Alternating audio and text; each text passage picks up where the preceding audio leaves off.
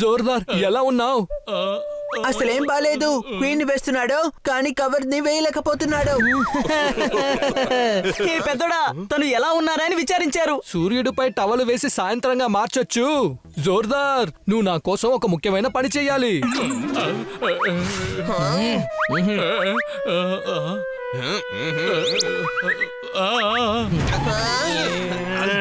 Jordar success ని game ని ఎప్పుడు మధ్యలో వదిలి వెళ్ళిపోకూడదు.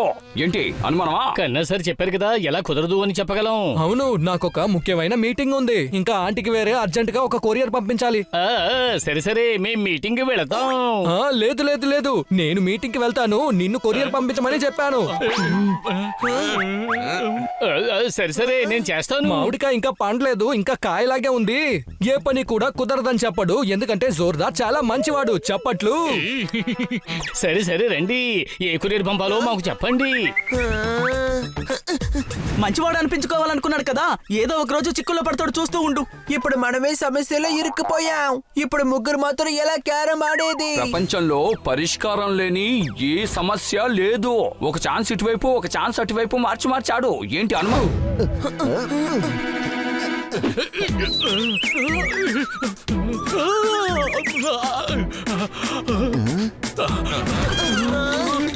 ఈ పని పూర్తి చేస్తావు కదా?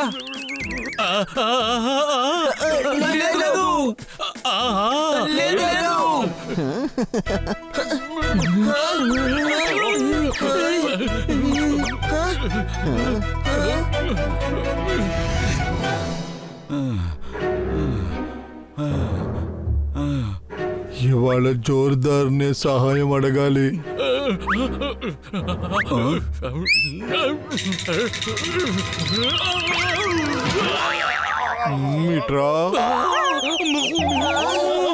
లేదు లేదు, నువ్వెలా రాగలవు? నువ్వు బాక్స్ అడుగునా సాక్స్ లాగా ఉండిపోయావు కదా.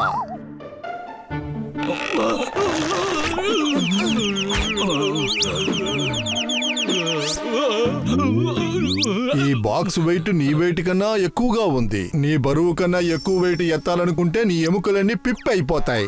ఆ తర్వాత నీలో ఉన్న నమ్మకం పోతుంది. అర్థమైందా? ఏ పని చేయగలమో ఆ పనే మనం ఒప్పుకోవాలి. ఏంటి అనుమానమా? కన్నా సార్ కొరియర్ పంపాలి అని చెప్పారు, నేను కుదరదు అని ఎలా చెప్పగలను? ఒక పని చెయ్యి, బాక్స్ ని తీసి బండిలో పెట్టు, నీ బ్రెయిన్ ని ఉపయోగించు. బండిని తొయ్యి, బాక్స్ ని కొరియర్ చెయ్యి, బండిని గ్యారేజ్ లో రిపేర్ కి వదిలే. తర్వాత నా పని అయిపోతుంది. ఓకే.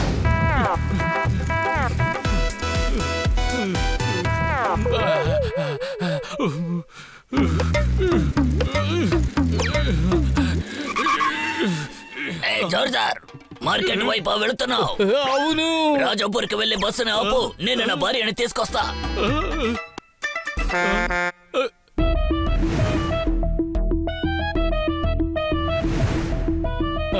ఆపండి, బస్సు ఆపండి, ఆపండి.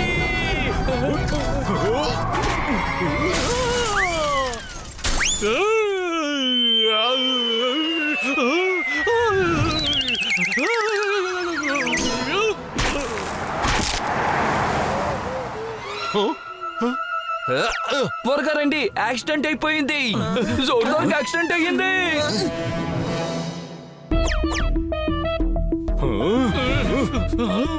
అరే వచ్చి గుద్దడానికి నీకు నా బస్సే దొరికిందా? అరే నీ వల్లే నాకు ఆలస్యమైంది. జోర్దార్ అతను బాగానే ఉన్నాడు. కానీ నా బైకు ముక్కలు ముక్కలు ముక్కలు ముక్కలుగా అయిపోయిందే. ఇప్పుడు ఈ బైక్ ని సరిచేసే డబ్బుతో ఒక కొత్త బైకే కొనుక్కోవచ్చు.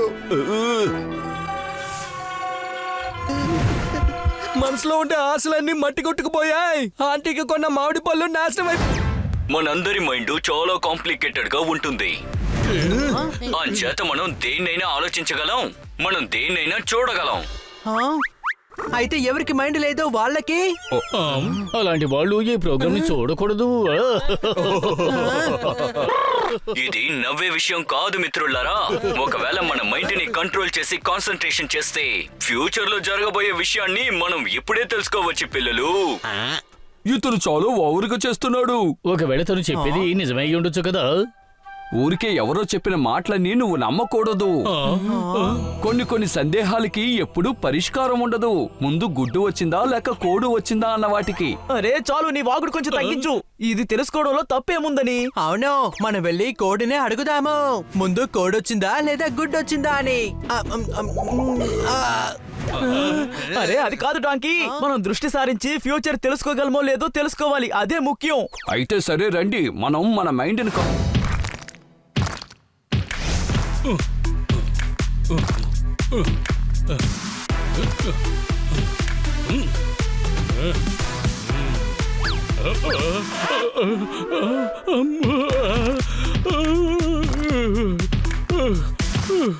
హనీ, బన్నీ, పోపెట్, మీరందరూ ఎక్కడున్నారు?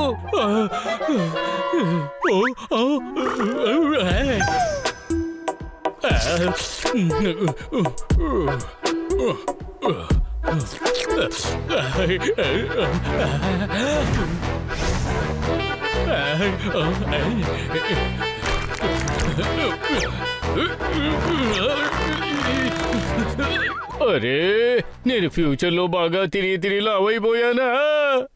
ఎవరైనా నాకు హెల్ప్ చేయండి ప్లీజ్. నాకు తెలిసి ఇది ఇరుక్కుందనుకుంటున్నాను.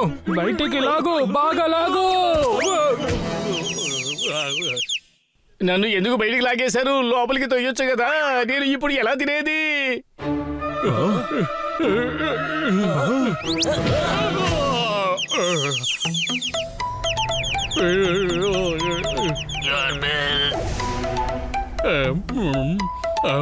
నేనేమి తినలేదే. ఇది ఆ డోర్కి బిల్లు, తిన్నదానికి బిల్లు నేను తర్వాత ఇస్తాను.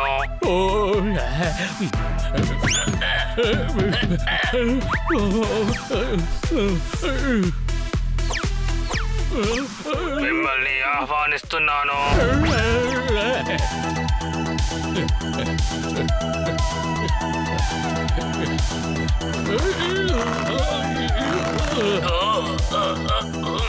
ఇవ్వండి, మీ వస్తువునివ్వండి. ఈ వస్తువుని తీసుకోండి. Thank you.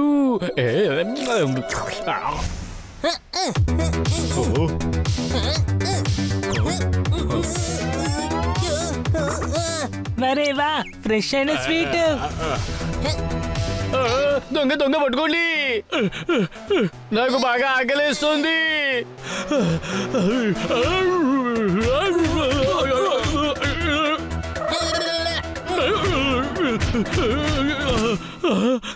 నేను తిని ఇంత లావైపోయి ఉండకూడదు. ఇప్పుడు చూడండి, నా ఆహారాన్ని నేను కాపాడుకోలేకపోయాను. ఇక నేను బస్సులు ఉండాలేమో.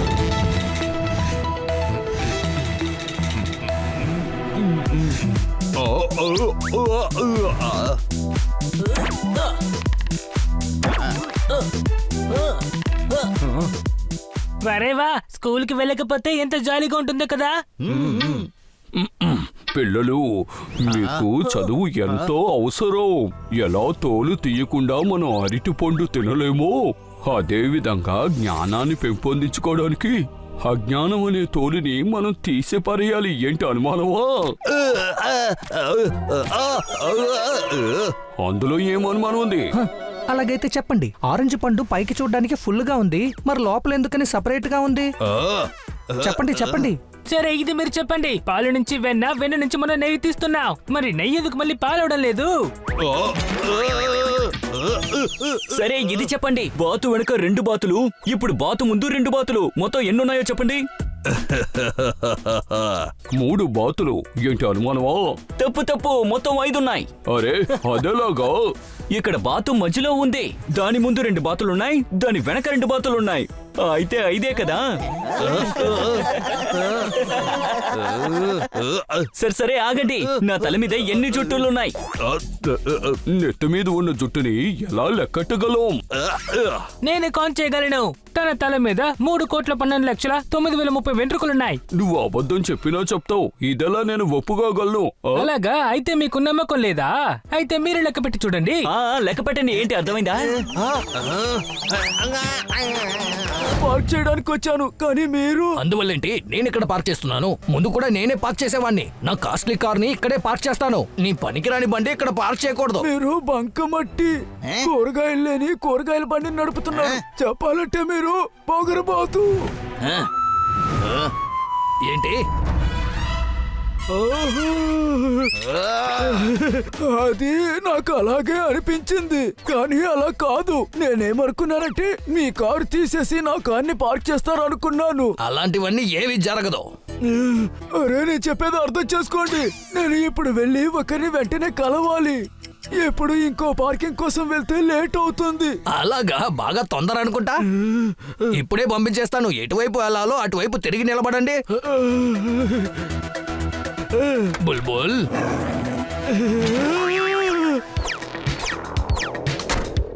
ఈయన ఎక్కడికి వెళ్ళాలో అక్కడికి త్వరగా పంపించేయి.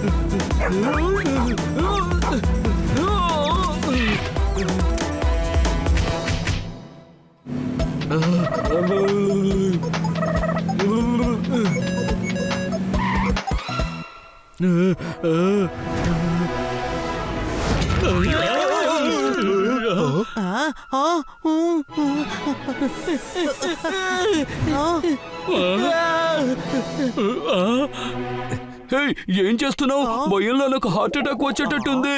ఏంటి అనుమానమా? నాకు ఫ్యూచర్ లో హార్ట్ అటాక్ వచ్చేలా ఉంది. ఓ, అయితే నీకు ఫ్యూచర్ లో హార్ట్ అటాక్ రాబోతోందా? ఇప్పటి నుంచి నువ్వు చాలా జాగ్రత్తగా ఉండాలి. అరే, అది కాదు. ఒకరు బుల్డాగ్ ని నా వెంట పడేలా చేశారు. ఫ్యూచర్ లో ఉన్న వాళ్ళు చాలా ప్రమాదకారులు. ఇంకా దారుణమైన వారు కూడా. ఎందుకో నీ వెనకాల కూడా బుల్డాగ్ ని వదిలేశారా? కానీ నువ్వు గాల్లో ఎగరగలుగుతావు కదా. అరే, వాళ్ళు నన్నే ఎగిరేటట్టు చేశారు. నువ్వు చాలా ఇంటెలిజెంట్ వి కదా. నువ్వు వాళ్ళతో తెలివిగా మాట్లాడి వాళ్ళకి అర్థమయ్యేలా చేసి ఉండొచ్చు కదా. కాదు కాదు, ఎవరికి ఏమీ అర్థమయ్యేటట్టు చెప్పలేమో. ఎవరు అడగకుండా వాళ్ళకి బుద్ధిమతులు చెప్పకూడదు. ఒకవేళ అడిగినా మనం చెప్పకూడదు. ఇకపై ఎవరికి బుద్ధిమతులు చెప్పకూడదు. ఇదే మా ఫ్యూచర్ ప్లాన్. ఏంటి అనుమానమా? నీకేమైంది? ఏం లేదయ్యా, అంతా నార్మల్ గానే ఉంది. ఇప్పుడు ఎలా ఉన్నానో అలాగే ఉన్నాను. నాకు ఫ్యూచర్ లో ఎటువంటి ప్రాబ్లము రాదు అని. నీకెలా ఉంది? నేను ఫ్యూచర్ కి అసలు వెళ్ళలేదు కదా. అనవసరంగా ఎందుకని నా బ్రెయిన్ కి పని ఇవ్వడం. కానీ నేను మీ బాబాయ్ వాళ్ళ ఇంటికి వెళ్ళాను. అక్కడ మీ బాబాయ్ మాకు 1 కిలో ఇంకా నీకు 6 కిలోల స్వీట్లు ఇచ్చి పంపించారు. 6 కిలోలా? అరే, ఎంత తింటే నేను లావైపోతాను. అప్పుడు ఫ్యూచర్ లో నేను భోజనం తొంగని పట్టుకోలేను.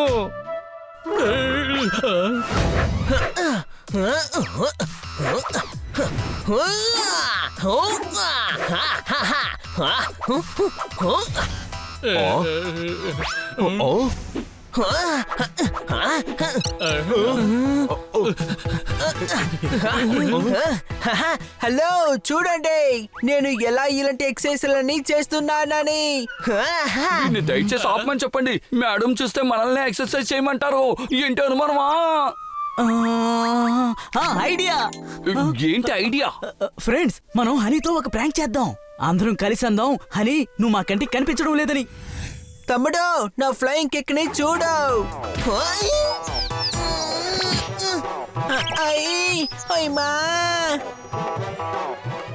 హనీ, నువ్వు ఒక హిట్. సూపర్ హీరో లాంటి కిట్. నువ్వు నిజంగానే ఫిట్. నువ్వు ఉన్నట్టు గ్రహించగలుగుతున్నాం, కానీ నేను మేము చూడలేకపోతున్నాం. ఏంటి? అరే, నేను ముందే కదా నుంచున్నాను.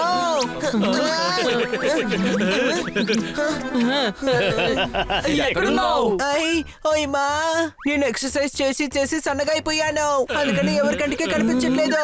అదృష్టం ఎవరో ఒకరికే ఇలాంటి మంచి అవకాశాన్ని ఇస్తుంది. ఒకళ్ళ కంటికి కనపడకుండా వెళ్తే ఏ పనులు చేస్తారో ఏంటా?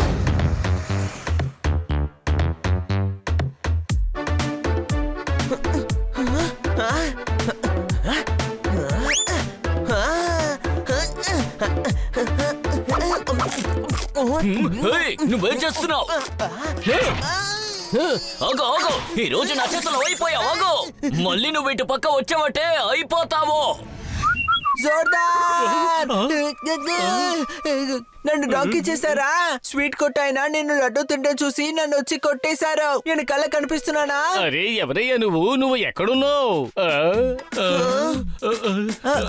నేను హనీ నీ ముందేగా నుంచున్నాను. అని నువ్వు నా కళ్ళ కనపడడం లేదు. అయ్ మరి నేను ఆ కొట్టతనికి ఎలా కనిపించాను? హనీ డాంకీ నువ్వే, ఆ స్వీట్ కొట్టువాడు కాదు. ఓకే, అయితే ఎవరు డాంకీయో వాళ్ళు నన్ను చూడలేరా? అంటే మీరందరూ డాంకీలు. లేదు, నువ్వు ఆ స్వీట్ కొట్టువాడి కళ్ళకి కనపడడం లేదు. కానీ అతని లడ్డూలు తగ్గిపోవడం తెలుస్తుంది కదా. అతను ఏదో ఉజ్జాయింపుగా కొట్టాడు, అది అనుకోకుండా నీ మీద పడింది అంతే. కానీ ఆయన కొట్టినా కూడా చాలా గట్టిగా కొట్టేశారు. ఖచ్చితంగా ఎవరి కళ్ళకి కనిపించలేదు కదా? లేదు. అవును, ఇది ఎన్ని వెళ్ళే చెప్పు. అవును, వేళ్ళు ఎక్కడున్నాయి? అరే అవును కదా, నేనే డాంకీ. నేనే కనిపించను, మరి ఇంకా నా వేళ్ళైనా కనిపిస్తాయి.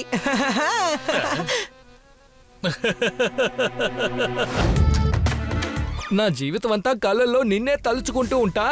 ఏదో ఒక రోజు నిన్ను నా ఫ్రెండ్ గా మార్చుకుంటా. పుదీనాని నూరితే పుల్లటి పచ్చడొస్తుంది. ఎలా చెప్పాలి? నువ్వు నా హృదయంలో ఉండే హృదయ స్పందన. అరే రే, ఎవరో వచ్చినట్టుగా ఉన్నారే. ఉండండి, ఇదిగో వచ్చేస్తున్నా. నేను నిజంగానే కనిపించట్లేను. కన్నసారి కంటికి నేను అసలు కనిపించట్లేదు. కానీ అతని దగ్గర కాస్త జాగ్రత్తగానే ఉండాలి. ఒక ఫోటో కూడా ఇలా కవితలు చెప్పి చంపేస్తున్నారే. అవును, కిటీ ఎక్కడా?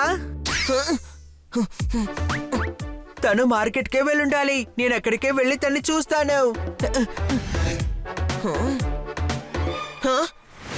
నిన్ను చూసిన వెంటనే నా హృదయం అనే పాత్రలో ప్రేమ అనే పప్పు ఉడుకుతుంది. నా కన్ను అనే గిన్నెలో రసగుల్లా లాగా పుయ్యగా ఉన్నావు. ఓరి భగవంతుడా, డాక్టర్ బాలు. సరే, ఈయనతో మనం కాసేపు ఆడుకుందాము. స్వప్న, ఎన్ని రోజులని నా స్వప్నంలోనే ఉంటావు. లైవ్ గా మారిపో. నా మనసు అనే రోలర్ కోస్టర్లో నువ్వు రైడువి. నా ప్రేమ అల్వాలో వేసిన యాలకువి నువ్వు. కానీ నువ్వు కనిపించవు, కానీ గుమగుమలాడతావు. అవును, ఈయన వేసుకున్న పర్ఫ్యూమ్ అదిరిపోతోంది.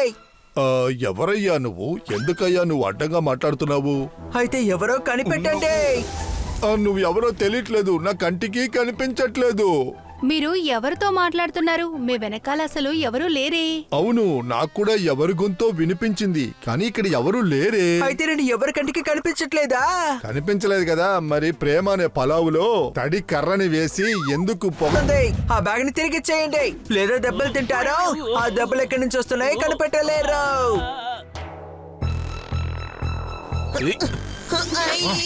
అరే, తోకనలా పట్టుకున్నావు. గొంతుతో కనిపెట్టాలంటే నువ్వు నోరునే కదా పట్టుకోవాలి.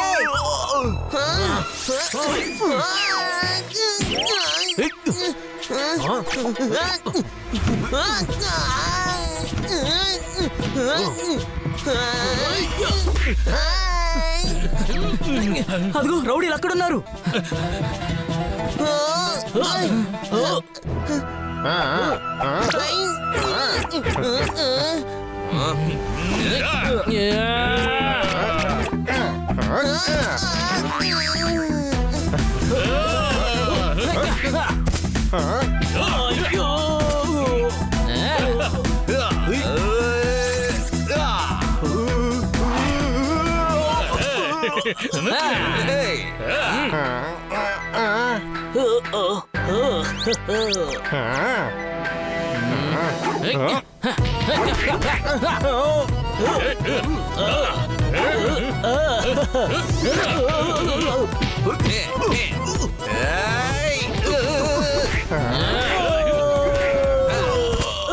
ఏం చేస్తున్నారు? డాగి పిల్లల దగ్గర దెబ్బలు తింటున్నారు. నాకు పెట్టెలంటే చాలా ఇష్టం, వాళ్ళని నేను కొట్టలేను.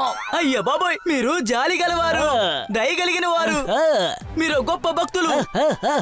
కానీ అసలు మీరు రౌడీ కానే కాదు. నాకు వేరే మార్గం లేదు, అందుకే రౌడీనయ్యాను. మేము మరో మార్గం లెక్క కొడుతున్నాం, దీన్ని తీసుకోండి.